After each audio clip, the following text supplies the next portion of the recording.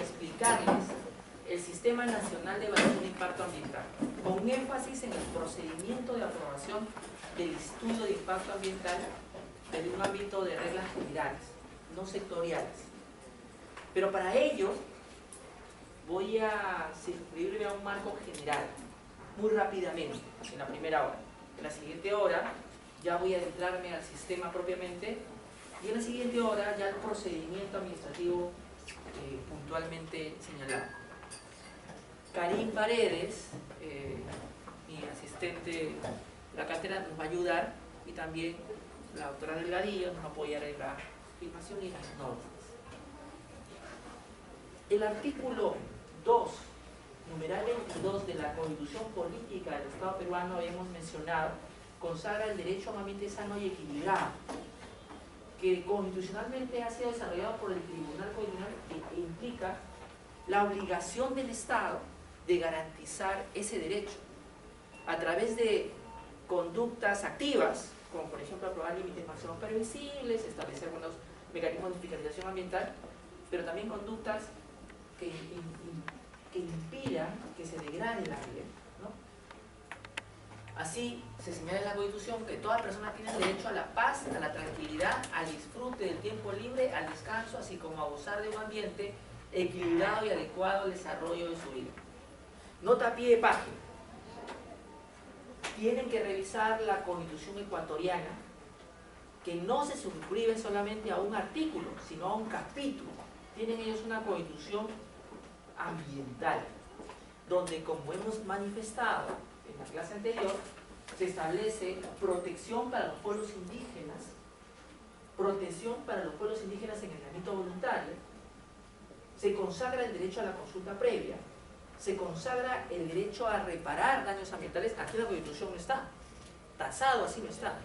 Se consagra la imprescriptibilidad para demandar daños ambientales y denunciar delitos ambientales, entre otras grandes aportaciones al derecho sudamericano.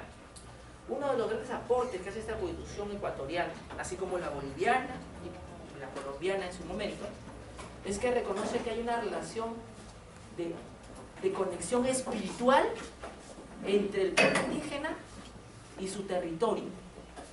Y ojo que hablo de territorio y no propiedad.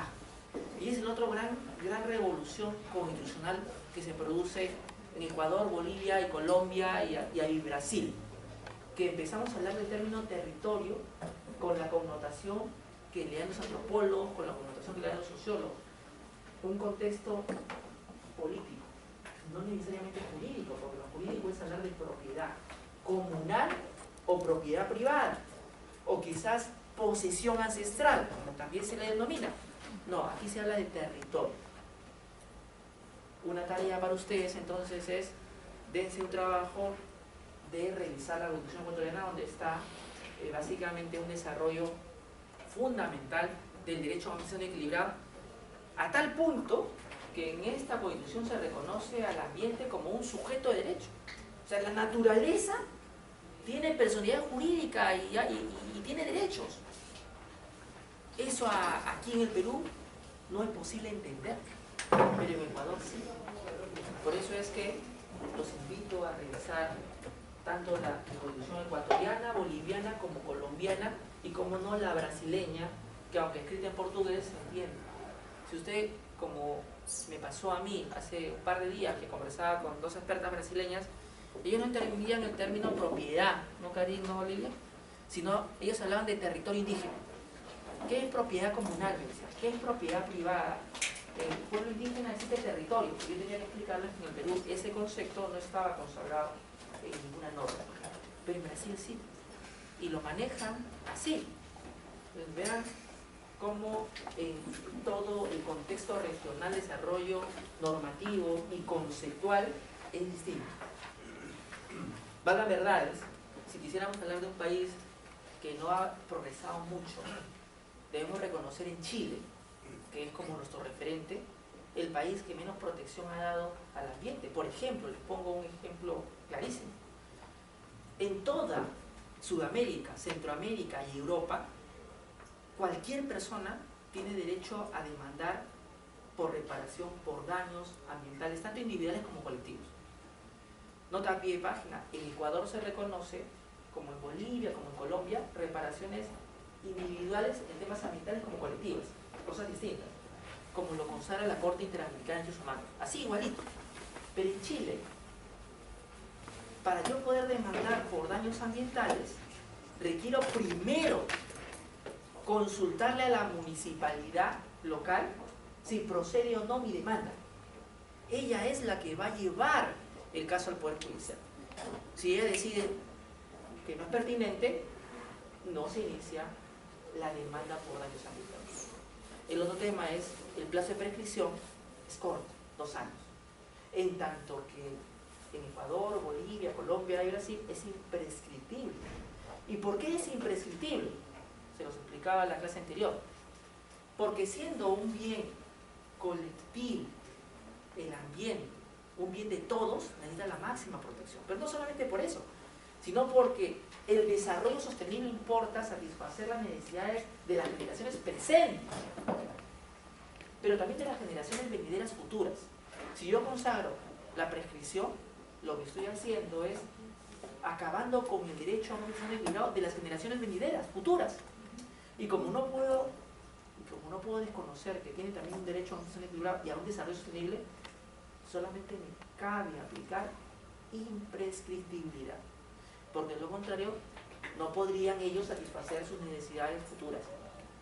Entonces hay una lógica jurídica para embanderar la imprescriptibilidad por daños ambientales o por delitos ambientales en los diversos países de la región.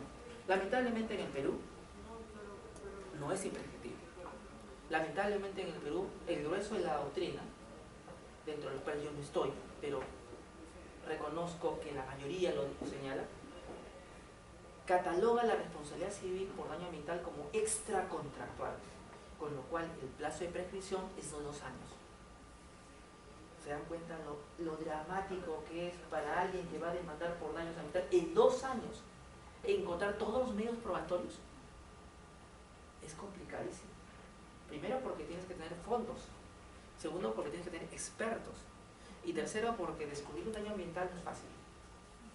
Entonces uno tiene que recurrir a otras teorías dogmáticas según el cual desde que el daño ambiental es conocido, a partir de allí pues corre la prescripción, o que los daños ambientales son continuos debido a que el relave continúa hasta el día de hoy. O sea, empezamos a tejer teorías muchísimo más elaboradas y más fáciles también de derrumbar, porque no tenemos la imprescriptibilidad consagrada. Es una tarea pendiente. Es una tarea pendiente. Llama poderosamente la atención que en el ámbito, por ejemplo, de ilícitos administrativos como los que sanciona OEFA, sean 4 años. Sean 4 años el plazo para que prescriba una infracción ambiental. Porque entendido que el ambiente es un bien colectivo de interés general, también debería ser, si quieren, no imprescriptible, pero debería ser mucho mayor el plazo. Pues los grandes perjudicados somos todos, no solamente es una población impactada. Siguiente, por favor, Kai. El siguiente tópico es, como conversábamos el día lunes, que este artículo 2, numeral 22 de la Constitución Política se traduce en el artículo 1 del título preliminar de la Ley General del Ambiente, donde se consagra con mucho mayor propiedad el derecho a ese ambiente sano y equilibrado, que involucra la vida, que involucra la salud individual y colectiva, que involucra la calidad de vida, el desarrollo sostenible y la dignidad del ser humano. La dignidad del ser humano, sigo enfatizando, es porque todos nosotros vamos a poder desarrollar nuestra personalidad solo si tenemos un ambiente sano y equilibrado. De lo contrario, vamos a ser esperpentos de seres humanos, porque viviremos con contaminación. Caso de Río Corrientes y pueblos indígenas con arsénico, con plomo en su sangre, con metales pesados, o caso La Oroya, de la población con metales pesados. Ellos, evidentemente, se les afecta su dignidad, porque no es digno que uno tenga plomo en la sangre, tampoco en Puerto Nuevo, producto de depósitos químicos mineros, como lo explicaba vuestra compañera el día lunes, que trabaja en esa empresa. Sigamos avanzando. Doctor, disculpe, sí. Esos son casos que se reconocen y se saben, pero todavía faltaría investigar sobre otros casos de que poblaciones que actualmente viven con contaminación, ¿no? Efectivamente, como bien lo has planteado, no son los únicos casos. Justamente con la doctora Delgadillo estábamos documentando todos los casos que nos habían estado reportando, y hay algunos casos que son menos conocidos, pero que sin embargo son casos de responsabilidad civil por daño ambiental. Y yo quisiera que recuerden algo, aunque no sea materia de diplomado, una clase sobre particular, que la responsabilidad por daño ambiental, de acuerdo a nuestra legislación, no solo se circunscribe a indemnización o compensación económica o por especie, sino fundamentalmente a medidas preventivas. Y entonces, si tú tienes desde un enfoque de medidas preventivas a la responsabilidad civil por daño ambiental, te alejas de ese concepto tradicional, ¿no, Nelly?, del derecho de daño clásico, donde uno busca el tema monetario. No, en una responsabilidad por daño ambiental, uno de los temas es la indemnización, pero están las medidas de prevención, las medidas de vigilancia, las medidas de monitoreo, las medidas de supervisión. ¿Dónde está eso? En la Ley General del Ambiente, cuando regula el régimen de responsabilidad civil por daño ambiental. Regula una responsabilidad civil por daño ambiental donde lo menos importante es la indemnización económica. Por eso es relevante lo que tú planteas. O sea, solamente vía administrativa se podrían dictar medidas preventivas, medidas cautelares o medidas correctivas. No, también vía judicial. Yo les cuento un caso que pude llevar de cerca, que es el caso del Santuario Histórico Bosque de Pomac. El primer desalojo exitoso a nivel del Perú, en un espacio protegido, fue ese. Y tengo el honor de haber conducido la estrategia legal y haber ganado el caso, encaminado el mismo. Me remito a las pruebas, revisen la sentencia, quién es el representante del Procurador Ministerio de Agricultura, su servidor. Y entonces les cuento cómo fue la estrategia, que a propósito lo tengo publicado en un libro que se llama Guía de Derecho Ambiental. La estrategia fue la siguiente. Para aquellos que no son abogados, voy a tratar de ser lo más sencillo. Y para aquellos que son abogados, discúlpenme si termino simplificando algunas cosas para que entiendan los entendidos. Un proceso de desalojo en el sistema peruano no involucra una medida cautelar que implique retira a los invasores desde el inicio de la demanda. No involucra una medida cautelar. Revisen el proceso marítimo y no involucra. ¿Qué pasó en el Santuario Histórico Bosque de Pomac? Si yo dejaba que los invasores se mantengan en el lugar, iban a seguir depredando tanto patrimonio cultural como bosque seco. El proceso de desalojo no me permite plantear medida cautelar para que ellos cesen esa actividad depredatoria, porque obviamente ese proceso está pensado para cuando yo invado un predio como en una ciudad, no cuando yo invado un bosque. ¿Qué tenía que hacer para poder dictar una medida cautelar de no innovar para que paren la depredación y paren la invasión? Lo que planteé yo en el año 2004, nota a pie de página, antes de la Ley General del Ambiente, utilizando doctrina y puro código procesal civil, fue una acción de responsabilidad civil por daño ambiental. Y entonces nadie me pregunta, pero esos invasores no tenían para indemnizarte económicamente por todos los daños que ha sufrido el bosque. No, Nelly, yo no estoy buscando que me indemnicen.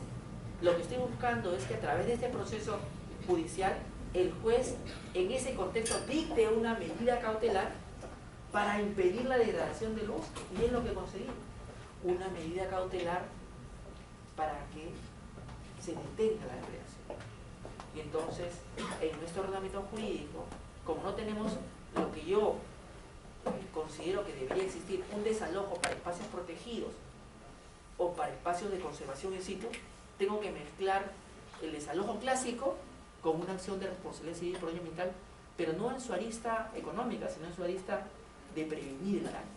Y entonces cuando se dictó la medida cautelar, yo me di por satisfecho, porque el proceso judicial podría durar años.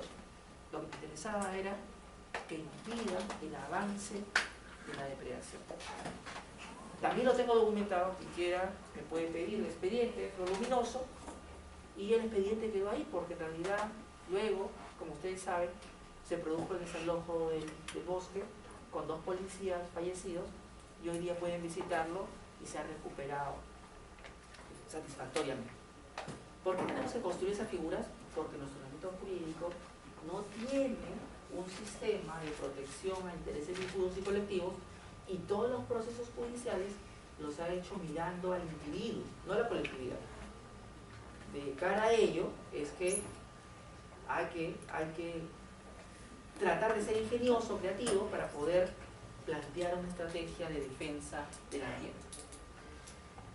Por otra parte, hay que recordar, a propósito del Santuario Histórico Bosque de Poma, que hay un régimen que regula en la Constitución Política del Estado peruano el aprovechamiento de recursos naturales, y está consagrado en el artículo 66, 67, 68 y 69. Lo primero que ves en el artículo 66 es lo siguiente: dice, los recursos naturales renovables y no renovables son patrimonio de la nación. ¿Y eso qué involucra? Que todos los yacimientos mineros que están aún abajo de la tierra son del Estado. Aún que yo haya entregado una concesión, mientras estén en su fuente, siguen siendo del Estado. Esa es una regla fundamental que no deben olvidar, porque si saben esa regla, muchos conflictos sociales se podrían evitar. El otro tema es interesante: solamente el Estado puede concesionar el aprovechamiento de recursos naturales.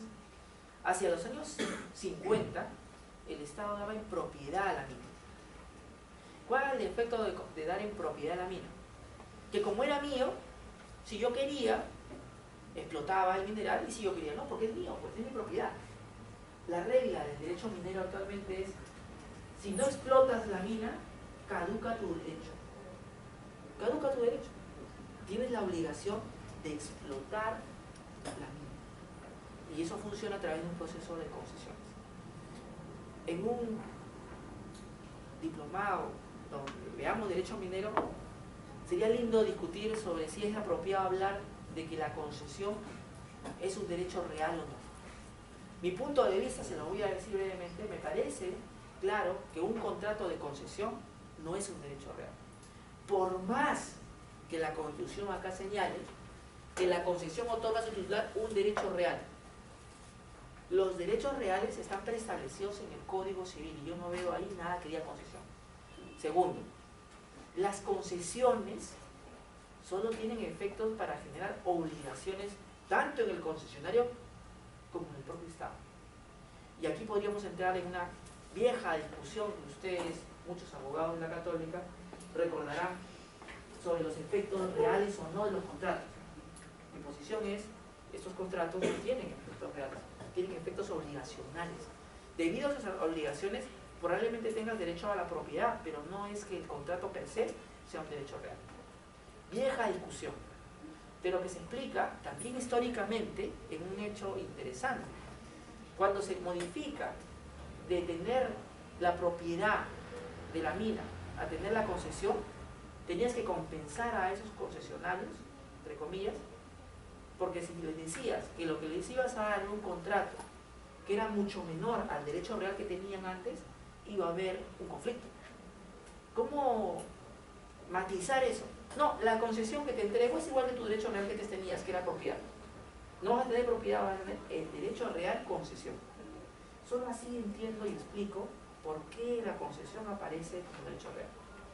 Vieja discusión, larga doctrina respecto a... profesor de Derecho Minero le va a decir todo lo contrario de lo que yo les digo, pero ahí les dejo el punto para que ustedes tomen su propia opinión. De aquí quisiera destacar el artículo 68. que señala: el Estado está obligado a promover la conservación de la diversidad biológica y de las áreas naturales protegidas.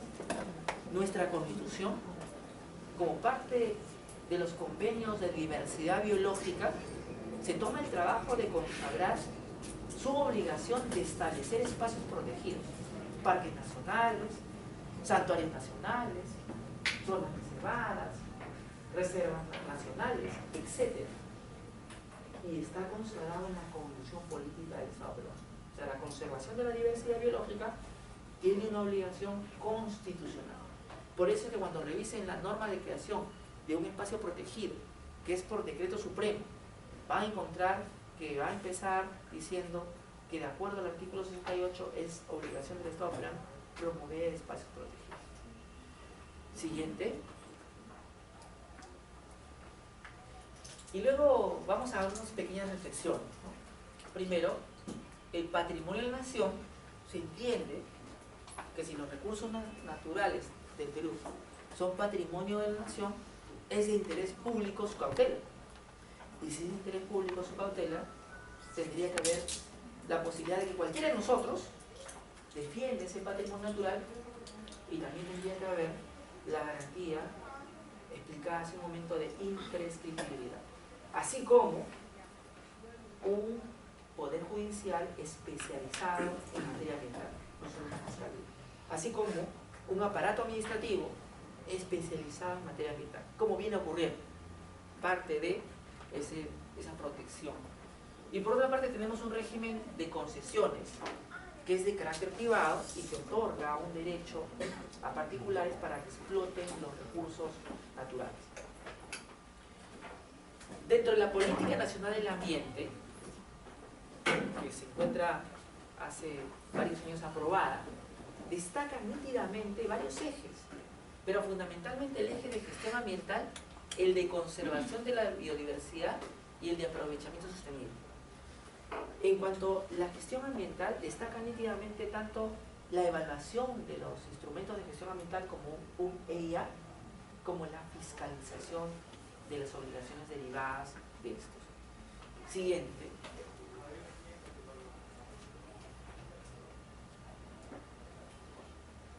Y aunque no les guste a algunos, hoy es imposible hablar de un sistema nacional de evaluación de impacto ambiental sin referirnos al convenio 169 de la OIT. Tenemos que hablar del convenio. ¿Qué dice el artículo 15 del convenio 169? A propósito, si algo del convenio tienen que leer ustedes sí o sí, es el artículo 6 y 15. Todo aquel que se dedique a la gestión ambiental va a escuchar esos artículos casi siempre involucrados en el proceso de aprobación de una concesión, de aprobación de un estudio de impacto ambiental. ¿Qué dice el artículo 15? Vamos a explicar. Los derechos de los pueblos interesados a los recursos naturales existentes en sus tierras deberán protegerse especialmente. Estos derechos comprenden el derecho de esos pueblos a participar en la utilización, administración y conservación de los recursos naturales. Lo que en buena cuenta me promueve el artículo 15 y el artículo 6 es, primero, la consulta previa, pero segundo, que puedan participar los pueblos indígenas del aprovechamiento de los recursos naturales de manera directa para subsistencia, pero también de las utilidades que generen el aprovechamiento de los recursos naturales. Y aunque les parezca algo asombroso, taxativamente el artículo 15, que acá está solamente sumillado, señala él. De allí que haya varias demandas constitucionales que estén litigando la posibilidad de que las comunidades reciban un beneficio económico directo y el aprovechamiento de recursos naturales en sus territorios indígenas. Siguiente. La Ley Orgánica para el Aprovechamiento Sostenible de Recursos Naturales también es interesante revisar. ¿Por qué? Porque en la Ley Orgánica de Aprovechamiento de los Recursos Naturales se fija un principio. Todo aprovechamiento de recursos naturales requiere de una contraprestación al Estado peruano, que los economistas llaman regalías, y que en el Perú muchas veces no cobramos. Ojo, la regalía es diferente al derecho de vigencia. El derecho de vigencia es lo que tú pagas para que tu concesión se mantenga vigente. La regalía es la contraprestación que tú haces al Estado por aprovechar el recurso natural. Es una cosa diferente. Y algunos recuerdan el concepto del canon. El canon es un concepto diferente. El canon proviene del proceso que el Estado hace de que al momento de recaudar por impuesto a la renta, una parte de ese impuesto a la renta es distribuido en la región geográfica, por ejemplo, de donde proviene el mineral de la actividad económica que lo generó. O sea, en realidad, para aquellos que no son abogados en términos sencillos, son los tributos que paga cualquier peruano, entre ellos un empresario minero, solo que al empresario minero esos tributos que él paga van a ser redistribuidos entre la universidad, las Fuerzas Armadas y la población directamente impactada. Esto es, no está pagando por aprovechar el recurso natural, simplemente paga los tributos. Y eso ha suscitado una preocupación y malestar en muchos.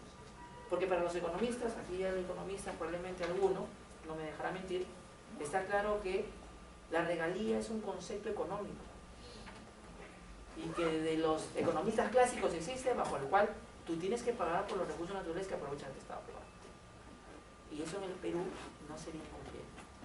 ¿Por qué? Porque facilitábamos la inversión privada. Bueno, existe el derecho y no lo hacemos efectivo. Hay un tema pendiente. Sin embargo, no en todos. De repente las concesiones mineras no aparecen, pero en otras concesiones sí. Pero son concesiones menores. Por ejemplo, la ecoturística en áreas protegidas.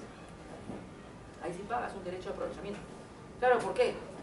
Porque cuando elaboramos, porque ese fue mi primer trabajo que yo tuve, elaboré las bases del concurso para concesionar los albergues turísticos del Mano, yo leí mi artículo 20 de la Ley Orgánica de Aprovechamiento de Recursos y yo dije, tienen que pagar, porque es legal hacerlo, su aprovechamiento del recurso natural paisaje, porque ellos cuando hacen ecoturismo aprovechan el paisaje, porque por eso van los turistas, para ver el granito de las rocas, el río, el bosque, y entonces eso hay que pagarlo. ¿Sí? Pero eso solamente ocurre en especies protegidas, porque cuando usted vaya al Amazonas, hay una gran embarcación que se aprovecha del recurso natural paisaje y que no paga un solo el Estado peruano. Y sin embargo, si no existiera ese bosque y ese río magnífico, él no ganaría dinero. ¿Por qué es importante que pague? Porque con esos recursos mantengo el recurso natural. Tiene una lógica económica. El dejarlo que lo haga gratis, finalmente, genera un costo al Estado peruano porque en ese buque también arrojan residuos sólidos. Y esos residuos sólidos tienen que ser remediados con dinero del Tesoro Público. Si tú lo haces pagar, va a ser diferente. Va a ser distinto. Adelante. Sí, los guías turísticos de alta montaña pagan esa regalía. Por ejemplo, generalmente casi todos los nevados son áreas protegidas. En realidad, existen actividades como el guiado de montaña, que tienen un colegio profesional y que tienen un gremio fuerte, que por la naturaleza son actividades que son básicamente subsistencias, evidentemente resulta razonable no cobrarles ese derecho. Pero eso no quiere decir que no tengan que tomar mínimas medidas para proteger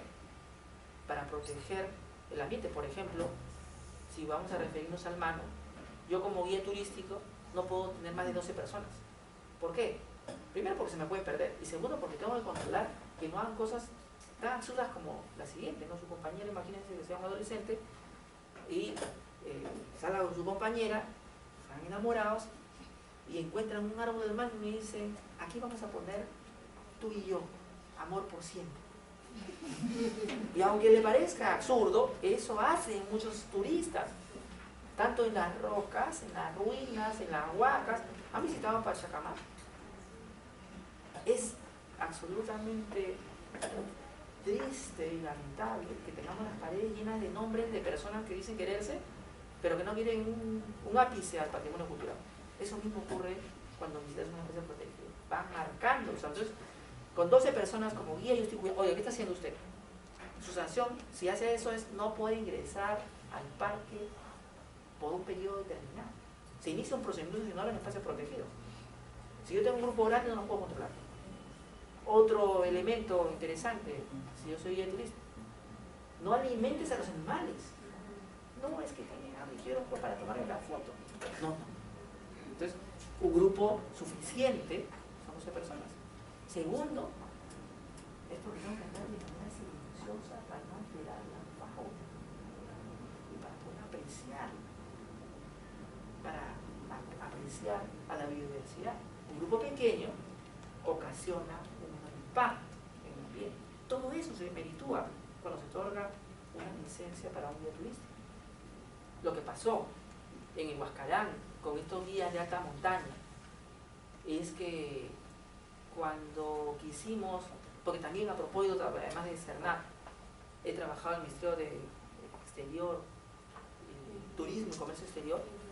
El problema era de que ya estaba degradado el espacio turístico, el recurso turístico, el producto turístico estaba degradado. Ya el pastoruri ya no existe. La nieve llegó a un punto donde era negra, era sucia. Cuando quiso entrar el INCETUR y el CERNAP a resolver el problema, ya era muy tarde. La capacidad de carga, esto que te implica cuántas personas pueden entrar a un lugar, no existía en el pastoruri. Y entonces entraban todos los que podían. Producto de ello, desapareció el producto turístico. Ya no existe.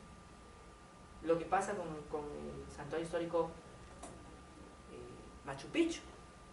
Tiene una capacidad de carga instalada y todos los años está que lo tienen declarada en peligro porque se supera esa capacidad de carga. Lo que dice el estudio de capacidad de carga es más o menos que solamente 500 personas deberían estar por ahí circulando. Pero si usted se pone a contar, hay más. Segundo, ¿quién controla eso? Es complicado. Entonces, hay una serie de mecanismos para cuidar nuestros productos turísticos que no aplicamos. Por eso es que muchos de nuestros recursos turísticos no se convierten en productos turísticos porque el peligro de que desaparezcan es muy grande. El Gran Pajatén, por ejemplo, hay que tomarlo con cuidado, porque puede que por hacer actividad turística se degrade. La respuesta a su pregunta es, no pagan este derecho de regalía, fundamentalmente porque muchas de esas actividades de subsistencia, la actividad de subsistencia no está grabada. Las comunidades nativas y campesinas, el aprovechamiento de recursos naturales, tanto de acuerdo a la Ley Orgánica de Protección de Recursos Naturales como una serie de convenios de diversidad biológica, no está grabada esa actividad. La actividad de subsistencia para comunidades es gratuita, y eso es correcto. ¿Qué ocurriría si yo le cobro al local por el ingreso? Lo que voy a tener es, no voy a tener un desarrollo sostenible, voy a tener un desarrollo insostenible. El concepto de proteger los espacios protegidos como castillos que no se tocan no ha funcionado. Yo tengo que aliarme con la población. Una forma de aliarme es decirle que ese espacio protegido llamado Parque Nacional de Huascarán le va a traer desarrollo y dinero. Y así lo cuida. Si yo le estoy cobrando y grabando, entonces lo que voy a hacer es lo que ocurrió con la zona reservada de Algarroba del Moro. ¿Se acuerdan de esa zona? ¿Por qué desapareció? Por eso no se acuerdan. ¿Por qué desapareció? Porque había un bosque seco similar, no sé si ustedes, a mí me gusta hacer un poco de historia. No sé si ustedes recuerdan la Guerra del Pacífico, donde había dos monitores, ¿no? Algunos no conocen, el Huáscar y el Atahualpa, ¿sí?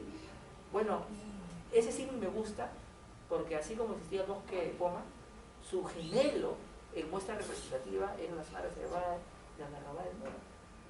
Era idéntico, pero ¿qué hacía el Estado? No puedes hacer actividades productivas.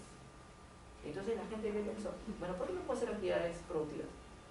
Porque están esos bosques. Destruyámoslo. Y los depredaron. Y terminamos en un terreno árido, donde ya no había muestra representativa, y tuvimos que excluir del SINAMPE ese espacio protegido. No funciona la estrategia bajo la cual te dicen no toques. Funcionan las estrategias que te dicen puedes realizar actividad productiva bajo estas determinadas condiciones. No te voy a cobrar. Aunque tengo el derecho, no te voy a cobrar. Porque es de subsistencia y yo creo que los principales guardianes del patrimonio natural son los pobladores locales. La forma de aliarme con ellos es permitiéndoles que aprovechen el recurso natural. Otra fórmula, lo que va a traer es la desaparición. Como ha ocurrido, no solo con la zona reservada de Alrededor Moro, sino con muchas. Con muchas. Siguiente. Uno de los objetivos prioritarios de la Política Nacional del Ambiente es el que se señala en el objetivo 5. Conservar y aprovechar sosteniblemente los recursos naturales. Y esto me trae a colación un concepto que ya se maneja en toda la selva peruana y que lo van a escuchar en televisión. Es el concepto de conservación productiva. ¿Qué es la conservación productiva? La conservación productiva es aquella que me permite que a través de la conservación yo pueda tener un beneficio económico. Por ejemplo, si tú le haces entender a la gente que el ecoturismo es una fuente de ingreso económico, entonces la gente va a conservar. Que a través de la artesanía puedo desarrollar, entonces la gente va a conservar de donde viene esa artesanía del árbol y va a empezar a entender que la conservación también es desarrollo. Si tú le dices, no toques, deja el bosque tal cual está, porque esa diversidad biológica es importantísima para el mundo, ellos no lo van a entender. Van a decir, sí, pero ¿y cómo como? ¿Cómo le pago el colegio a mis hijos? La conservación productiva en la dinámica actual es permitir que a través de la conservación promovamos el desarrollo de poblaciones locales. ¿Cómo? Si hay una especie que está desapareciendo, le permito a la población que me ayude en el proceso de recuperación y una parte de esa especie recuperada la pueda comercializar. Esa es la forma. Esa es la forma. Especies que podrían estar en peligro de extinción podrían progresivamente no estar a partir de programas que te permitan que la población participe del proceso de recuperación y que una parte de esas poblaciones sea objeto de comercio. Pero obviamente bien regulado y no que sea pues una especie de posibilidad para comerciar y traficar especies de manera ilegal. Usted, doctor, y usted, doctora. Doctor, así como tenemos nosotros áreas de conservación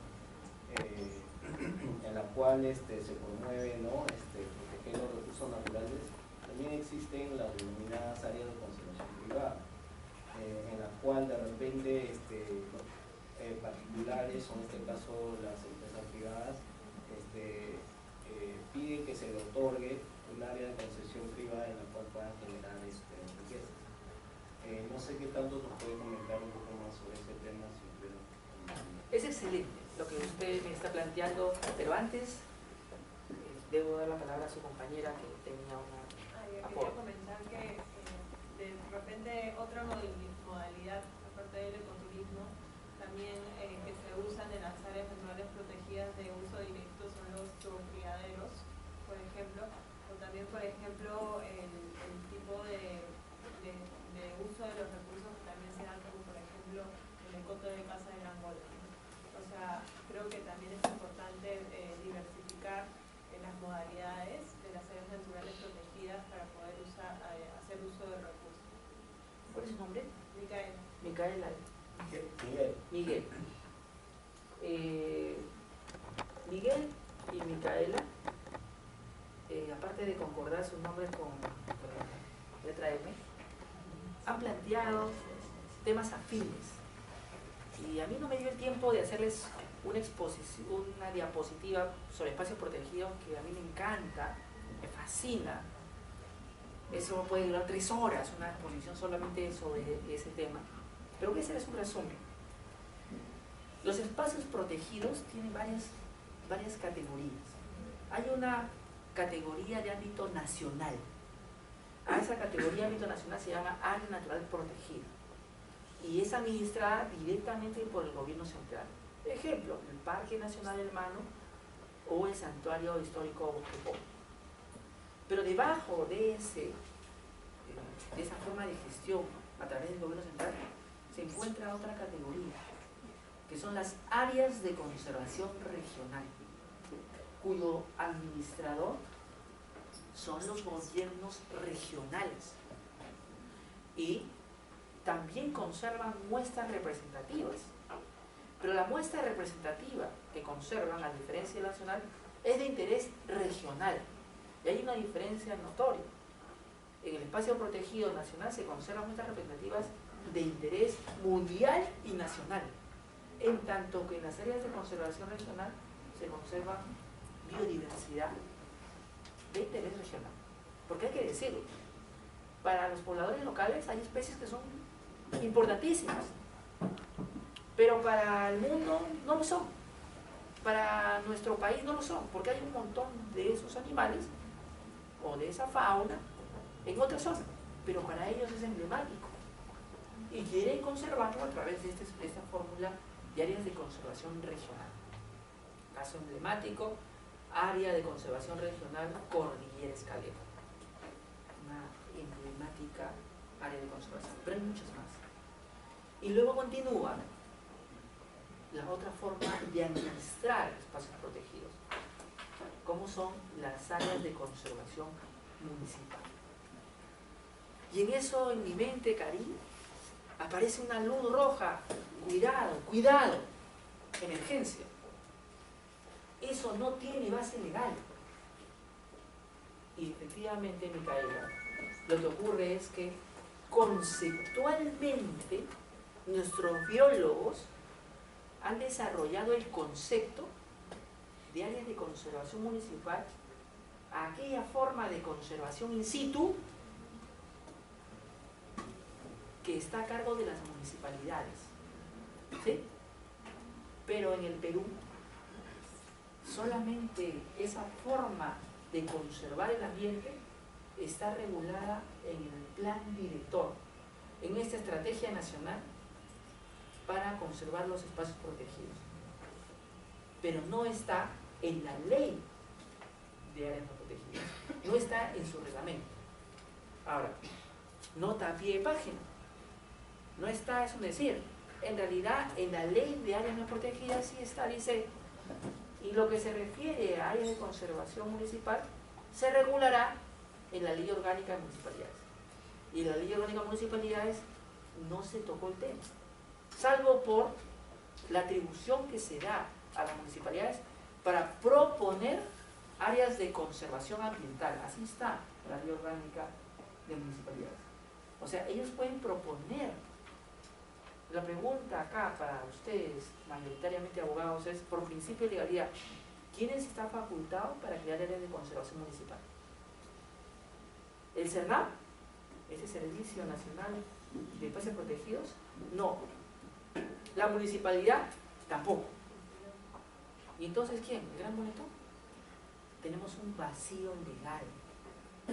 A partir del año 2007, en que el Ministerio de Agricultura desaparece la directiva de intendencia de áreas protegidas, bajo la cual se podrían establecer espacios de este nivel, no tenemos base legal. Doctor, ¿cuál es su nombre? Recuérdamelo. Yarín. Yarín. Un nombre muy particular, excepcional. Yarín. Pero eso quiere decir que no existan áreas de conservación municipal. Efectivamente, la realidad social es mucho más grande que una norma. Y usted va a Moyobamba y encuentra más de 60 áreas de conservación municipal. A la gente no le importa que no tenga base legal. A la cooperación alemana G y Z tampoco le importa. Funciona de espaldas al marco legal. Nos queda pendiente cubrir ese vacío legal. Porque si podemos cubrir ese vacío legal, la municipalidad podrá destinar recursos para poder solventar las actividades de conservación in situ. A propósito, veo a su compañera en sus ojos y recuerdo el área de conservación regional de Ventanillo, ¿no? Aquí nomás tenemos uno.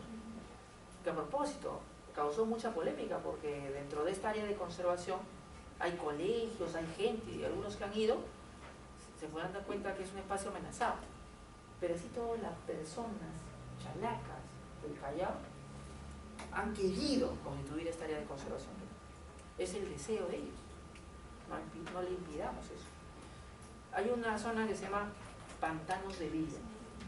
En realidad los pantanos de Villa no deberían ser un espacio protegido de carácter nacional. Deberían ser un espacio protegido municipal. Pero por estos vacíos y estas cosas que ocurren en el Perú, no es así. Bueno, justamente yo tuve la oportunidad de ir al departamento de Villa y pude conversar con los guardianes y también con los que hacían visitas turísticas. Y uno de ellos me decía que, bueno, el Cernán estaba encargado, pero que solamente ponía un guardia para la mañana y un guardia para la noche. Y que muchos pobladores habían cercado el sitio y en la noche lo que hacían era pescar. Bueno, pescar y depredar lo que pudiese haber ahí, ¿no? Entonces, de hecho, que hay una falla en el sistema. En realidad, nuestros espacios protegidos son en realidad espacios desprotegidos, ¿no? Si Yanin y vuestro profesor fueran al santuario natural de Manglares de Tumbe y encontráramos a taladores ilegales, nuestra única herramienta contra el talador ilegal, que tiene un hacha en la mano y un camión y un montón de músculos más que él y yo, es esto, la ley. Por favor, señor, de acuerdo al procedimiento administrativo sancionador, debe darme su nombre y su número de DNI. Lo mira y le dice, no quiero, no tengo nombre. ¿Cómo lo obligas? Él está armado. Tú, como asesor legal y tu guardaparque, ni siquiera tienes una vara. Un sereno está más armado que un guardaparque. Esa es la realidad. Y entonces, para mí, los espacios protegidos son espacios desprotegidos.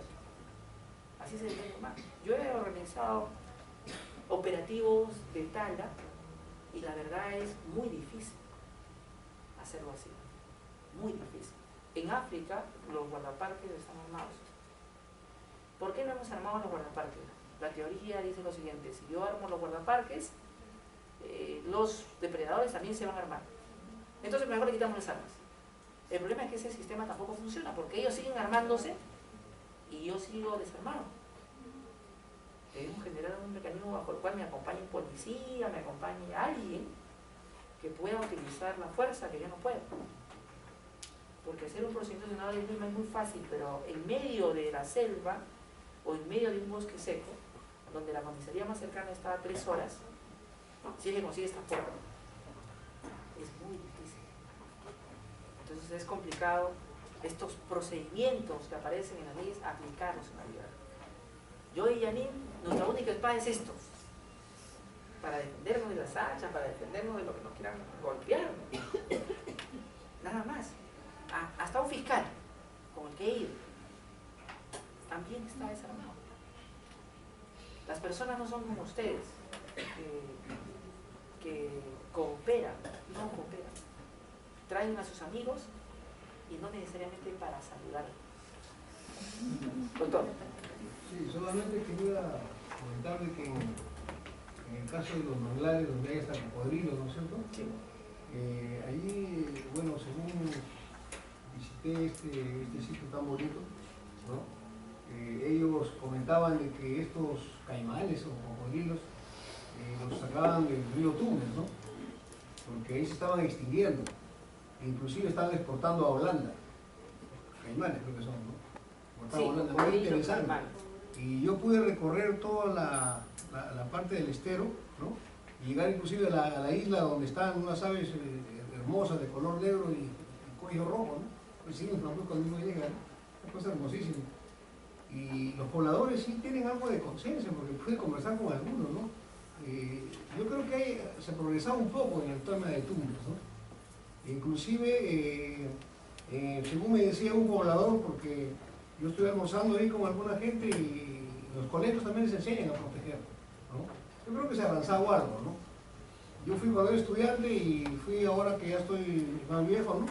y la verdad es que se ha avanzado, ¿no? De manera que me parece que en algunas zonas sí ha habido un avance, incluso en el bosque de Pomas, ¿no? Que es tan lindo, usted lo conoce, pues está el algarrobo más viejo del mundo, no tiene 1000 años, no según dicen. Es hermoso el bosque de Pomas. Yo les sugiero que si no conocen un espacio protegido, creo que es un buen inicio porque puede caminar el bosque por horas. Claro que todos no tenemos ese deseo, pero bueno, puede tomar su moto también, ¿no? Y ir como la autora. Yo estaba caminando y ya levanté la mano y digo, yo voy en la moto, te espero allá arriba en el mirador.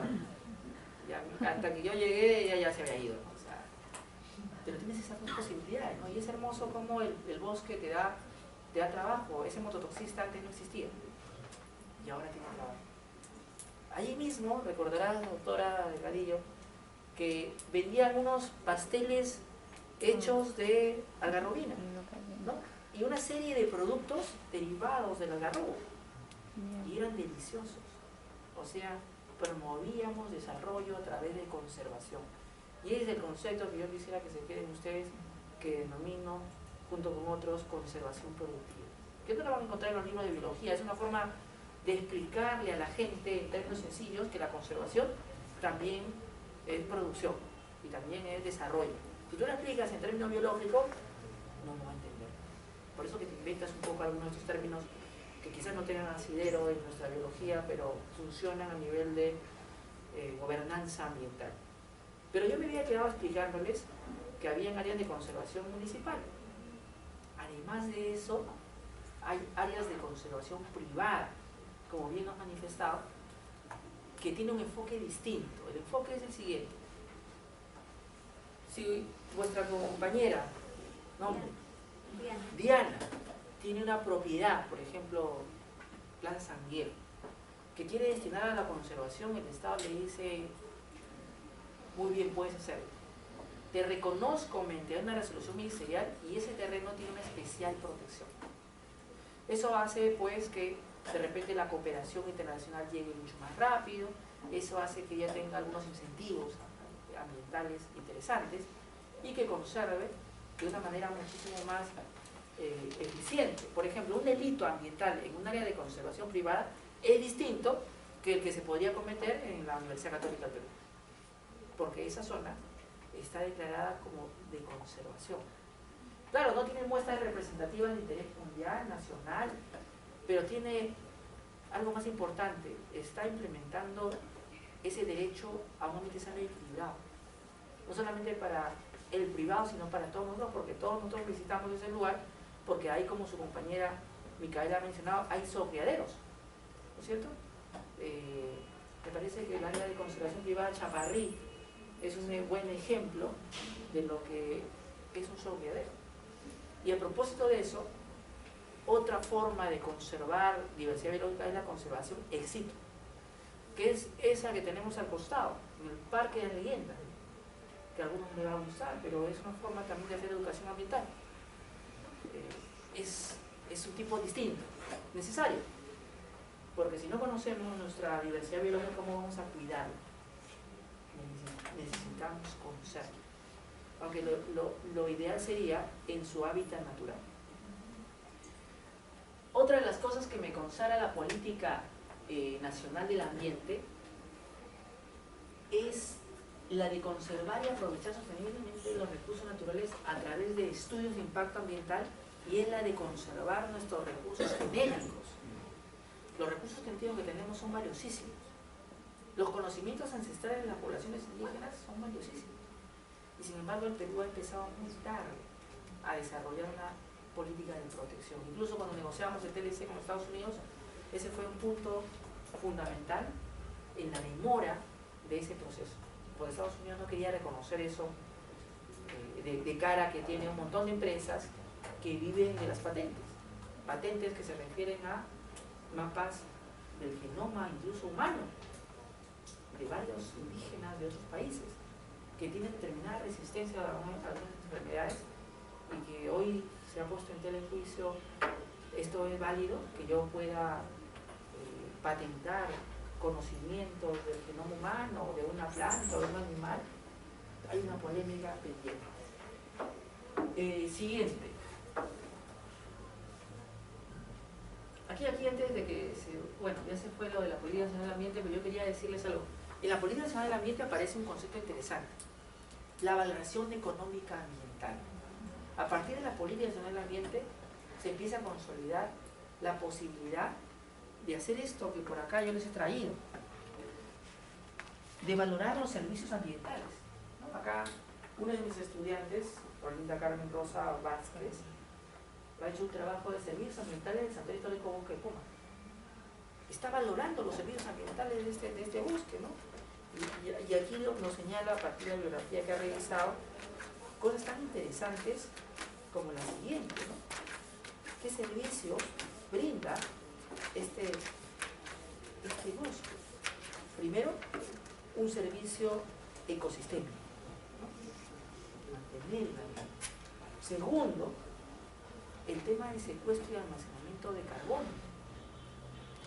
Tercero, la conservación de la diversidad biológica, que es diferente a conservar el ecosistema, el ambiente, ¿no? Porque puede no haber vida, densidad que será. Cuarto elemento interesante que nos plantea con fotos, algo que me fascina y que yo cuando trabajé en concesiones ecoturísticas, en espacios protegidos y también en el Incetur, es la belleza paisajística, que no la valoramos. Aquí se valora la belleza paisajística. Eso que se puso en tela de juicio cuando se construyó el Arcomar, ¿no? Unas cuantas personas reclamaban, no, nuestro parque no le hagan eso. Está hermoso, es una obra de arte futurista. Pero yo les aseguro que no se parece en absoluto a lo que era ese parque antes del Arcomar. Sacrificamos la belleza paisajística, la arquitectónica natural, ¿no? ¿Cómo valoramos? Hay una metodología que se llama justamente la metodología de evaluación económica ambiental, parte de la cual implica hacer encuestas. Por ejemplo, el valor de existencia implica para ustedes cuánto vale este parque que está al frente de ustedes. En principio, tiene un valor de existencia porque todos queremos que exista. Así sea que yo no voy a cortar el árbol y lo voy a aprovechar. Así sea que yo no me eche en el pasto. Yo quiero que exista. Ese es el denominado valor de existencia. ¿Cómo lo valoramos? Podría ser a través de encuestas. ¿Cuánto usted pagaría porque se conserve? Uno dirá 1 sol, 2 soles, 3 soles, pero estamos dando un valor económico. Y así podríamos seguir, ¿no? La provisión de insumos, como lo que conversamos hace un momento, ¿no? Para artesanía, para productos alimenticios. Y así podemos seguir. Ese trabajo está lleno de ilustraciones que prefiero que ustedes vayan mirando. A partir de acá vayan hojeando el trabajo, básicamente para que aquellos que no conozcan el santuario vean las fotografías de qué es el bosque y cómo aprovecharlo. Y de paso que este es un trabajo interesante. Bueno, como ese trabajo tengo varios que voy a compartir. No hemos valorado los servicios ambientales. Por eso es que hay tanta degradación del ambiente. Si el titular de un proyecto entendiera que eso que está degradando tiene un valor, no lo haría. Eso es lo que tenemos que tomar conciencia. Sin que ello quiera implicar que no queramos inversión. Sí queremos inversión privada, pero bajo el concepto que hemos conversado con Yanina, internalizando costos. Internaliza costos y todo lo demás cae por su propio peso. Tenemos que tener una infraestructura que tenga un control de calidad ambiental y también acciones de incentivo y fiscalización ambiental y de participación ciudadana. Hoy en el Perú, recién, tenemos un régimen de incentivos, ¿no? Ustedes, los de la OENFA, pueden dar cuenta de ello. Teníamos un sistema bajo el cual estábamos dándole latigazos al inversionista, pero no le poníamos una zanahoria, un incentivo para que haga buenas prácticas. ¿Cuántos años han pasado para que recién, este año, ¿verdad, Micaela? Este año se apruebe una norma que reglamente el régimen de incentivos. en el Perú. Por favor, Karina, ubícamela y la conversamos. ¿Qué otra cosa me parece interesante? La consolidación de la participación ciudadana en la gestión ambiental es capital. Todos los estudios de los años 90 no han tenido participación ciudadana. Es más, este reglamento de protección ambiental en el ámbito de la industria no tiene participación ciudadana. A lo mucho es un proceso de publicación, nada más. Eso no puede ser acorde con una constitución que dice que todos tenemos participación ciudadana y con un reglamento general de participación ciudadana en materia ambiental. Deberíamos tener reglamentos en cada sector. Los tenemos en minería, los tenemos en hidrocarburos, los tenemos en electricidad. En el resto de sectores brillan por su ausencia. Y hay que destacar que el sector de energía y minas tiene un buen desarrollo. Cuando los del sector de energía y minas hacen las cosas bien, hay que felicitarlos. Normas no les faltan. Los que les faltan es efectivizarlas. Siguiente, por favor, Karen. Y aquí algo del Plan Nacional de Acción Ambiental, el PLANA 2011-2021. Tenemos que consolidar el funcionamiento del Sistema Nacional de Evaluación de Impacto Ambiental. No lo digo yo, por eso ahí les pongo el plan. ¿Y por qué dicen consolidar? Porque hasta para el propio Estado, no solamente para los estudiosos o los profesores, está claro que no tenemos un Sistema Nacional de Evaluación de Impacto Ambiental eficiente, que hace falta consolidarlo, tanto en credibilidad, en legitimidad, como en aparato técnico. Si no lo consolidamos, pues vamos a tener una continua degradación del ambiente y una continua aparición de conflictos sociales. Aquí, por ejemplo, ponen indicadores, ¿no? Porcentaje de entidades públicas que cuentan con marco técnico normativo adecuado a CIA. ¿Por qué ponen ese indicador? Es que eso te revela que hay muchos sectores que no están adecuados. Es sorprendente que al 2014 haya sectores que no tengan reglamento de protección ambiental y otros que no estén actualizados. Pero por lo menos hemos tomado conciencia y lo hemos puesto en el plan. Entonces nadie está hablando de cosas sin sustento, está en el plan. Siguiente indicador interesante: número de registros implementados. ¿Qué? ¿No hemos implementado registros de certificación ambiental y registros de consultoras ambientales? Sí, pues muchos sectores no lo han hecho. ¿No parece eso algo que no debería ocurrir en un país que avanza como el Perú? Pero ocurre.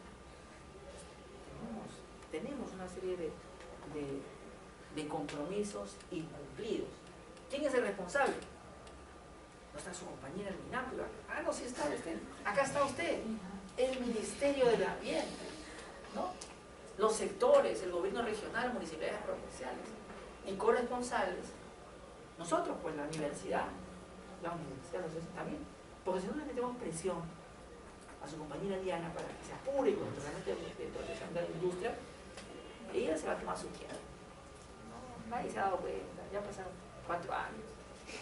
La sociedad civil también tiene que participar de manera eficiente en la gestión ambiental. Y esa es la forma crítica. Visualizando y leyendo estos planes que a veces nadie los lee. Están escritos, pero nadie los lee. Siguiente.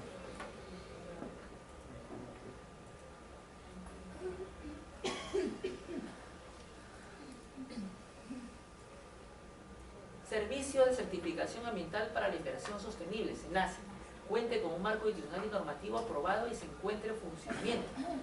Dios mío, han recogido la crítica del profesor y lo han hecho plano. Yo les cuento cosas que están documentadas. Para aquellos que duden de la imparcialidad de mis afirmaciones, yo me tomo el trabajo de revisar los documentos y de leerlos. Los leo siempre, para bien o para mal. Y encuentro esto, que estamos de acuerdo en que el SENACI no se ha implementado y que eso es un problema y un reto y una oportunidad. Tenemos que implementar el SENACI, empezando por el marco normativo y empezando por contratar el personal que haga funcionar a ese ente. Si todavía siguen pensando en implementarlo, no vamos a poder cambiar. ya es un buen síntoma que esté en el plan que hay que implementar el SENASA. Es algo, por lo menos, positivo, pero no basta. Por eso es que, y abro paréntesis y después edito el video, nosotros humildemente hemos requerido al Ministerio del Ambiente, modestamente, para que lo haga vía una acción de cumplimiento. Nada personal. Simplemente es el amor por la institucionalidad y además porque estamos en un nuevo camino, no estamos diciendo algo que no sea de alguna forma interesante e importante para el desarrollo. También tenemos el resultado 27. Los titulares de pequeña minería y minería artesanal aplican instrumentos de gestión ambiental correctivo. ¿Qué quiere decir eso? Hay que saberlo leer. Lo que me están diciendo es que los mineros artesanales no tienen ningún instrumento de gestión ambiental y que van a tener que adecuarse porque hasta la fecha todos han estado operando sin ninguna certificación ambiental y que acaban recién, hace un par de años, ¿no, Diana? Un par de años más o menos, crear el instrumento que regula la minería artesanal. Dios mío, pues la minería artesanal tiene varios años, no años, sino décadas. ¿Por qué recién nos ponemos a hacerlo? La parte buena es que hay un compromiso del Estado de poder formalizarlos completitos. Estamos en eso. Lenín, y antes de permitirle su excelente intervención, esta formalización de la minería es injusta. ¿Por qué? Porque yo que tengo mi concesión otorgada y que la organización dice que yo tengo mi derecho real, cuando me invade un minero artesanal, la ley de formalización le dice, no le dice que se vaya de mi posesión, le dice ponte de acuerdo con el propietario de la concesión y con el propietario del terreno para que puedas cumplir tu trámite de formalización. Mi cara, pero no me habían acabado de dar mi concesión y el Estado no me debería ayudar a desalojar a ese invasor. No, lo consolida. Y yo ahí protesto, pues, si me das una concesión, ayúdame a defenderla. ¿Por qué me dejas solo? No, es que después vienen a las calles y me inundan de protestas, o sea. Y entonces yo, cuando pido mi petitorio, cuando hago todo, cumplo mi estudio de impacto ambiental, ¿a mí no me defiendes? Al empresario formal que cumplió todo y que lo invadieron. O sea, yo hice toda la chamba, el trabajo de encontrar el mineral y viene otro y me invade y no hizo prospección, no pagó a ingeniero, no pagó todo. A mí me parece injusto. A mí me parece tremendamente injusto. Yo creo que había que respetar los derechos adquiridos y los derechos de los concesionarios preexistentes y no haber permitido que estos mineros artesanales terminen forzando a los concesionarios formales a que, ya pues, ¿qué voy a hacer? El Estado te apoya. Pero así no es. Por lo menos es mi humilde parecer, mi modesto pensar. Sigamos avanzando en el siguiente nivel. Ahora sí, su intervención mientras vamos pasando de Este 24 de junio que pasó, creo que ya se han encontrado las ventanillas únicas para la CREM que se aprueben los SIGA. Es preocupante también porque esta aprobación de los SIGA, de las que se han aprobado hoy en la CREM, que ya hay un número, no es mucho, pero sí, y lo he llegado a leer, es totalmente, ese instrumento de gestión ambiental que presentan es terrible, no tiene ningún plan de manejo ambiental, sin embargo ha sido aprobado. Yo no entiendo que clase de profesionales son los que están evaluando estos SIGA y sin embargo no se aprueban. Entonces, si esto se está dando a nivel nacional, entonces, ¿qué más quieren los artesanales? Es una excelente interrogante la verdad. Su compañera se lo resumo, dice lo siguiente. Los gobiernos regionales no tienen capacidad técnica para hacer la aprobación del instrumento de gestión ambiental que regulariza la situación de los mineros artesanales. Y entonces aprueban cualquier cosa, sin ningún tipo de calidad. Y eso me da pie a decirles lo siguiente. Debería haberlo hecho el SENASA. Él debió haberlo hecho. ¿Y cómo lo hubiera hecho? Hacemos lo mismo que Indecopi, ya que ustedes creo que la mayoría conocen Indecopi. Hacemos oficinas descentralizadas, lo mismo que OEFA. hacemos y listo. Y esas personas se dedican a eso nada más. Le están encargando al gobierno regional algo que él no tiene la capacidad. Es más, cuando hice la transferencia de funciones, me parece que no estaba esto, porque eso es algo nuevo.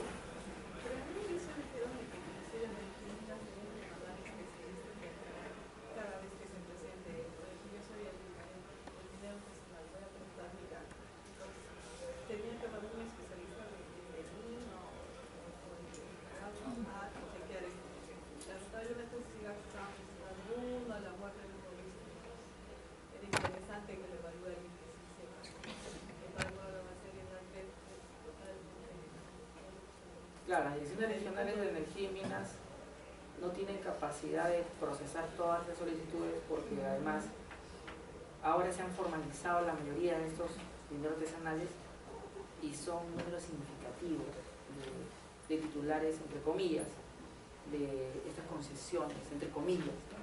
Sí, a mí me parece que claramente faltan capacidades de gobiernos regionales y Madre de Dios es un ejemplo. Tú has aprobado algunos estudios y estos estudios están degradando el ambiente. Y para compararlo con que igual, ¿qué podemos esperar si el cable de nuestro señor presidente es el que defiende toda la minería artesanal en el mar o en el, ¿cómo se llama? De Efectivamente. Hay un tema también lindo de injerencia política. Aquí viene algo para ustedes que están en nuevo. Ustedes siempre hablan de las CEFAS, de estas entidades de fiscalización ambiental. Pero lo que yo les pregunto, siempre le hago las mismas preguntas porque siempre hay estudiantes de la dirección, de alguna dirección, es ¿y cuál es la base del gobierno regional bajo la cual ellos pueden sancionar? ¿Tienen una escala de infracciones, de multas regionales? ¿O es que están aplicando la de ustedes? Esa es la primera pregunta. Segundo, ¿están aplicando la de ustedes? ¿En qué parte de la norma que los faculta a ustedes como esta autoridad reguladora encuentra usted sustento para eso? Entonces, lo que yo observo es que hoy día los gobiernos regionales, al igual que yo, se hacen estas preguntas y por eso no se atreven, había una ordenanza regional, generar sus propias tipificación de infracciones y sus propias escalas de multas, porque me parece que el marco institucional de los gobiernos regionales no está completamente claro. Ojo que la ley orgánica de gobiernos regionales sí establece que estos tienen la facultad de fiscalización ambiental, yo no desconozco eso.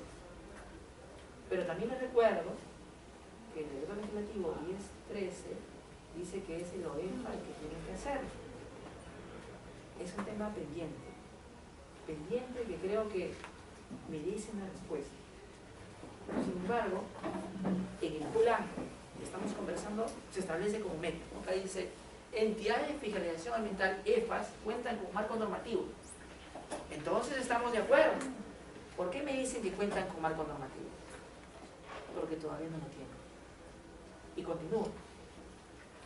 Institucional y capacidades técnicas fortalecidas para ejercer sus funciones y 20% de gobiernos locales pues cuentan con su planefa aprobados. Entonces llegamos a la conclusión de lo que yo manifiesto no está alejado de la realidad. Hay un reconocimiento vía tu documento de planificación que tenemos dudas razonables sobre el régimen legal que el gobierno regional viene aplicando. No digo que sea ilegal, no digo que esté mal, simplemente les estoy diciendo, déjenme dudarlo porque tu propio plan señala lo mismo que yo les planteo. Siguiente. Antes de que vayamos a otro gráfico, ¿podemos volver? Sí. Aquí dice régimen y aprobación del régimen común de fiscalización ambiental. ¿Aprobado? Aprobado. ¿Eso quién lo fijaba? La Ley General del Ambiente ya lo fijaba. Un régimen común. que es el que ustedes han aprobado, que me parece que sería razonable que todos lo apliquen, porque es el régimen común del que hablaba la Ley General del Ambiente, un régimen común de sanciones e incentivos. Luego dice, elaboración y tipificación administrativa de los sectores para mejorar su régimen de sanciones. Está pendiente, hay algunos sectores que ya lo han terminado, hay otros que están en proceso. Por ejemplo, uno que está en proceso, el Minsecur, no tiene régimen de sanciones. No tiene. Tiene para otras cosas, pero para temas ambientales no lo tiene. Siguiente tema, aquí dice diseño e implementación de la creación de una Procuraduría Pública especializada ambiental. ¿Tienen una Procuraduría especializada en materia ambiental? Yo recuerdo cuando conversé con el presidente de la OEFA, Hugo Mizapá, me presentó a Sandra Rossi, me dijo que era su procuradora. Entiendo que es la especialista en materia ambiental de ustedes, o no, ¿saben de esa duda? ¿O es procuradora general? A ver, Yanin, ¿tu procuradora pública de la OEFA es procuradora especializada en materia ambiental? ¿O es procuradora? Entiendo que sí. Entonces ya habían cumplido ese objetivo. Sí, pero en realidad la procuradora no tiene mucho tiempo. Recién es No importa. nueva. Lo importante es que ya Sí, existe pero alguien es en que materia sabe. ambiental, es especializada en materia ambiental. Oye, que antes no había una procuraduría propiamente dicha en materia ambiental. Ahora sí hay una procuradora. Y eso es un gran paso. Eso es algo muy bueno. La pregunta es, ¿esta procuradora ambiental, además de llevar los contenciosos administrativos para defenderlos, va a hacer acciones de responsabilidad civil por daño ambiental? ¿Va a hacer acciones de desalojo? Me queda claro que delitos ambientales está clarísimo que sí. Siguiente, por favor.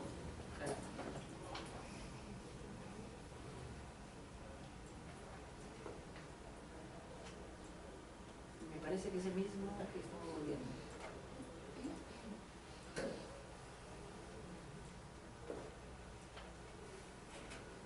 Ya. Acá te señala fortalecimiento de la fiscalización ambiental minera y energía, pesquería e industria.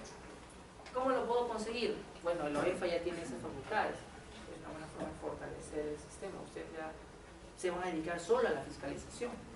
No como los sectores que tenían, aparte de la fiscalización, ver temas de planeamiento, de normativos, técnicos y...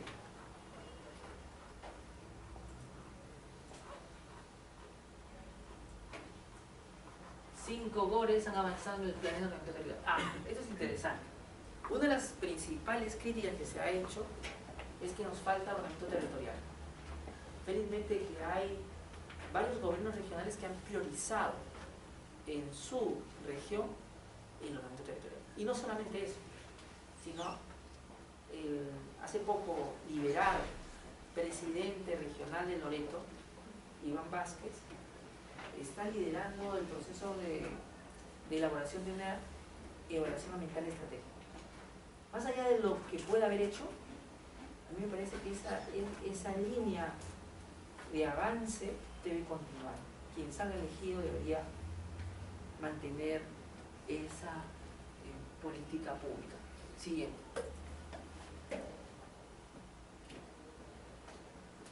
Y aquí entramos a la demanda de acelerar la búsqueda de reservas. Y a otro tema interesante. Ahora vamos a revisar, vuelve un ratito, vamos a revisar el informe de la Comisión Multisectorial sobre ejes estratégicos de la gestión ambiental. Yo les voy a pasar las diapositivas. Sí, adelante.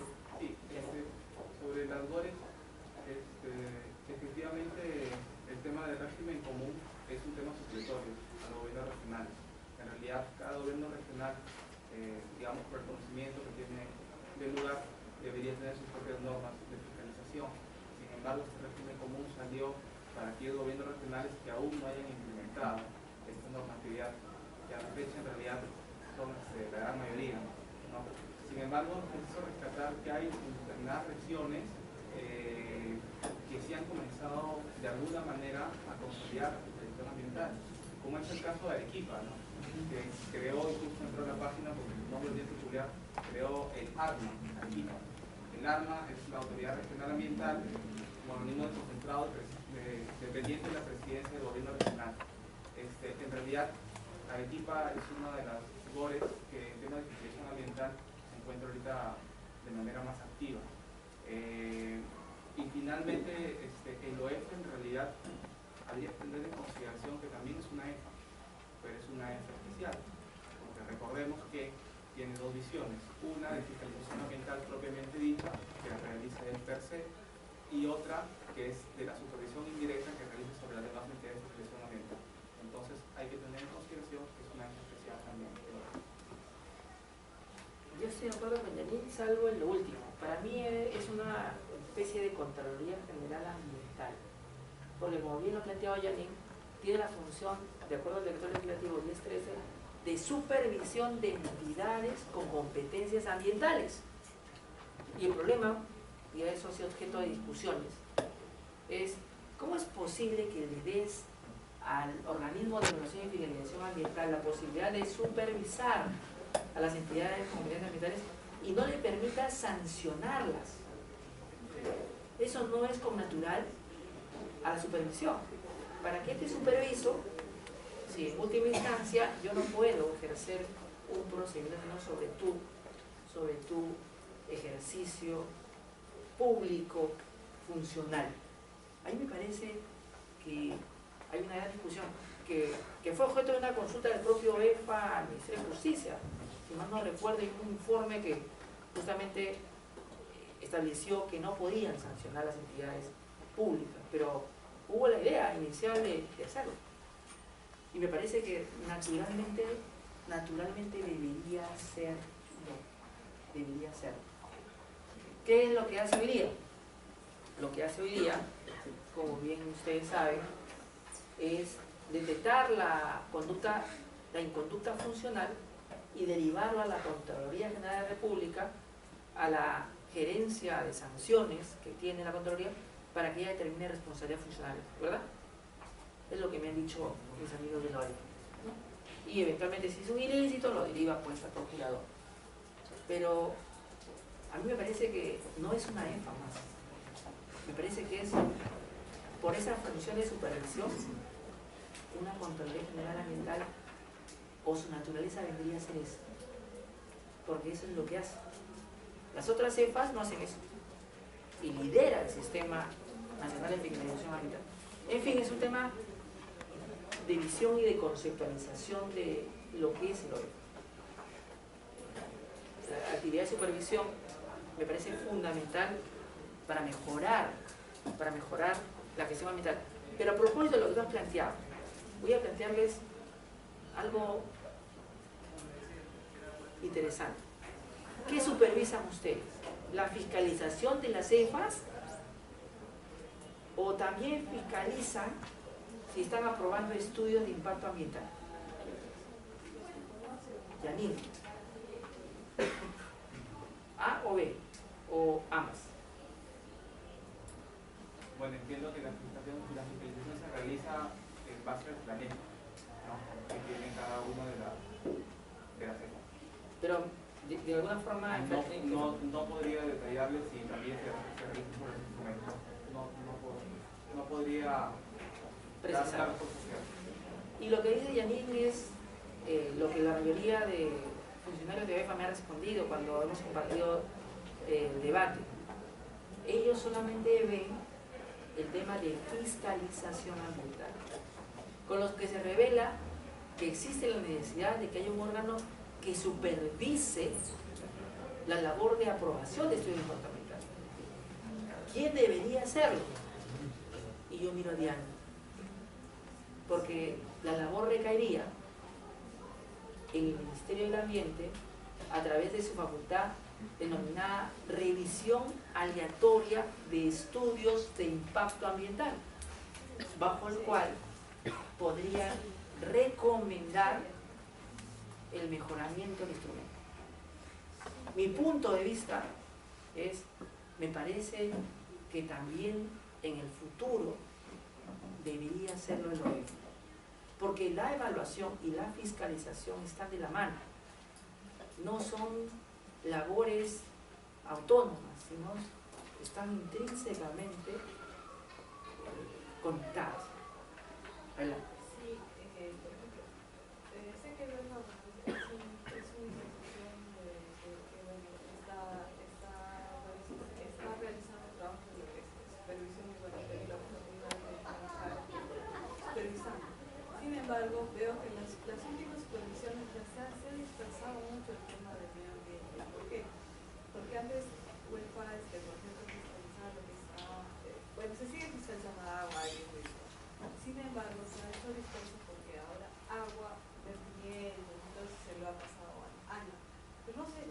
pienso, o bueno, es mi opinión, pienso que si se sale una supervisión, podría salir supervisar los supervisores de UEFA y también supervisores de LANA para que sea un tema integrado. Porque cuando uno hace sus observaciones a la supervisión, sí, que está invirtiendo algo en un punto que no está. Ya, ¿qué hace UEFA? Te dice, no, esto lo ve AMI, esto lo ve tal. Entonces el supervisor se ve de todas tus observaciones que esto debería ser una cuestión integrada, sales con el ANA, sales con UEFA, salen los dos puntos para poder establecer una relación, ¿no? Entonces sale un solo informe, entonces es una cosa dispersa. ¿Cuál es su nombre? Carlos. Carlos plantea un interrogante y yo les agradecería que hagamos un poco de futurología jurídica y por un momento nos alejemos de lo que dice el texto expreso de la ley. Mi parecer es que el OEFA, tal y como fue diseñado originalmente, debe absorber todos los procedimientos nacionales de todos los sectores. ¿No es cierto, Johnny? Ese es el futuro. Si ese es el futuro, un día el ANA no tendrá que estar haciendo esos informes, sino el OEFA. Vamos a hablar de futurología, por eso, no del presente, sino tarde o temprano, ya no tendrá que opinar el ANA, el CERNAP, la DIGESA, etcétera, sino únicamente el OEFA. Mientras estoy camino a ese futuro donde el único que sancione en materia ambiental sea el OEFA, tengo un periodo intermedio donde cuando haya una contaminación ambiental voy a tener, por ejemplo, en el caso de contaminación de un río, al ANA opinando, Autoridad Nacional del Agua, si es un objeto protegido, al CERNAP, al Servicio Nacional de Aguas Protegidas, al OEFA, al organismo de los hijos de gestión ambiental, probablemente también a los INERMIN, porque lo que puede ser un tema técnico de la ruptura del ducto, ¿no? Y así podríamos, el DICAPI, la Dirección General de Capital, la DIGESA, la Dirección General de Salud. Entonces descubro que tengo un montón de opiniones técnicas. El problema en ese escenario es cómo armo procedimientos sancionadores y segundo, cómo armo mi delito ambiental y por otra parte cómo armo mi demanda de daños ambientales. Más funcional sería que sea una sola autoridad, pero ese escenario no lo tenemos y no lo vamos a tener por un largo tiempo. Tendremos que acostumbrarnos a trabajar como en el río Corrientes, con comisiones multisectoriales, donde sean equipos multidisciplinarios y multisectoriales los que de manera conjunta recojan las muestras y se relacionen sus resultados y se presenten en un acto público, un acto participativo y todos escuchan. Y esto ha ocurrido en el caso del río Corrientes. De allí que, como Diana conoce, se establezca la emergencia ambiental en la zona.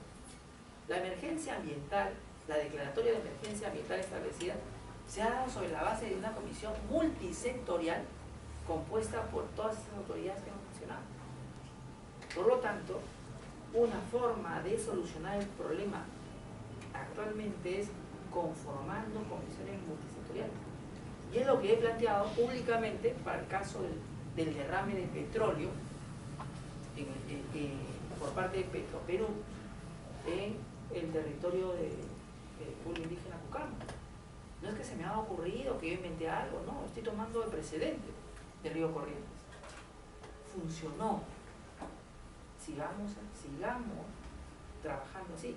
Hay un problema aquí cuando se toman las muestras y qué cosa tengo que tener. Micaela, usted es bióloga, ingeniera, ya, ingeniera ambiental. Bueno, usted va a entender lo que yo le dije. ¿De qué me sirve de que determine que el río está contaminado con metales pesados si no he identificado la fuente? ¿Me va a servir para la impresión del senador? No, hay que dar un nexo de causalidad. Para remediarlo. No sé la fuente. Entonces, la gran experiencia de Río Corrientes es que los tengo, los informes, vamos a compartir en un momento. Todos dicen que está contaminado el río. Hay metales pesados, hay arsénico, hay bario, una serie de metales que destruyen la salud de un ser humano. Pero no me dicen de dónde proviene. Segundo, está contaminado el río y el pez Ah, no, el PEC no hemos hecho. Y la persona todavía. Entonces, para cerrar, Micaela, tenemos que aprender en el proceso de terminar una infracción o resolver un problema de contaminación, que las muestras tienen que ser tomadas de manera conjunta, no solamente ante el elemento de recurso natural, sino también ante otros elementos gravitantes como lo que come la gente, el pez, la sachavaca, el animal, la planta y el propio ser humano. De lo contrario, mi panorama va a ser parcial, no va a ser completo. Micaela. Sí, aparte de todo lo que usted acaba de mencionar, Sí. también sería importante actualizar o tener una línea base sobre la cual se realicen las tomas. Lo que usted acaba de explicar sobre los metales y las fuentes. Es importante tener una línea base para saber los niveles anteriores a lo que se está tomando. Y lo que Micaela plantea es algo fundamental. Es que la línea base la debió establecer el estudio de impacto ambiental. Y no lo hizo. Porque su reglamento de protección ambiental estaba desfasado, desactualizado. Y entonces, post estudio de impacto ambiental o plan o PAMA, tengo que yo hacer la línea base. Entonces uno dice, ¿cómo aprobaron el estudio? Sin límites máximos, sin línea de base. Bueno, es que esa es la gestión ambiental del Perú. Se está construyendo y estamos armando como un rompecabezas el escenario ideal. Todo lo que tú estudiaste en la universidad, en la práctica no se estaba dando. Por eso necesitamos más ingenieros ambientales, biólogos, porque hay mucho por hacer. Aquí tenemos el grado de avance de adecuación de la normatividad ambiental de los sectores en el año 2012. Yo tengo mi propio cuadrito, pero para que no me vean un poco talibán ambiental, dije, no, tengo que presentarles lo que